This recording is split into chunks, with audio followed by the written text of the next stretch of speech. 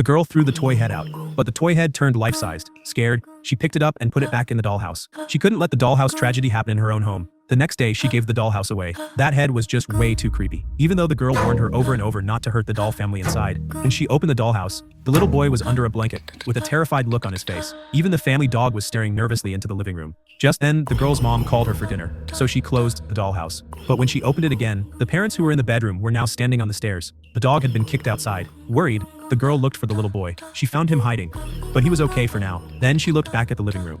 But the boy's parents and the toy head were gone. She crouched down to look around. The toy head was staring at her from the bedroom. She hugged her teddy bear in fear. She made up her mind to protect the doll family. The next day, she bought a police officer figurine. But when she looked at the dollhouse, the creepy toy head was gone again.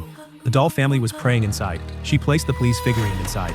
That's when her mom called her down for dinner. She was still a little worried, so she quickly opened the dollhouse again, and the scene had changed once more. The doll family was staring upstairs in fear. The girl opened the roof to check.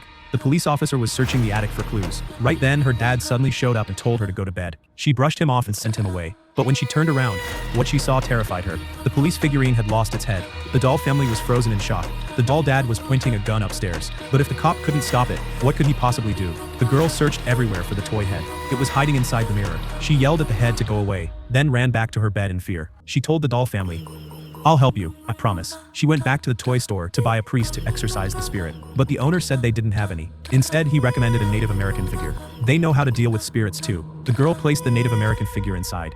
And just then her mom called her again. She couldn't focus on the movie. So once her parents were asleep, she rushed back to her room. The Native American was waving an axe, doing rituals all over the house. Suddenly the flashlight flickered a few times. The girl quickly tapped it. But when she looked inside again, the Native American figure was leaning out the window. He looked outside the dollhouse, but he didn't make it either. The girl screamed and ran to her bed in terror. But the toy head was now right behind the doll family. Her mom heard the scream and asked why she wasn't asleep yet. The girl said she had a nightmare. After her mom left, she looked at the house again. To her shock, the doll parents had been killed too. What about the little boy? She searched frantically. The next second,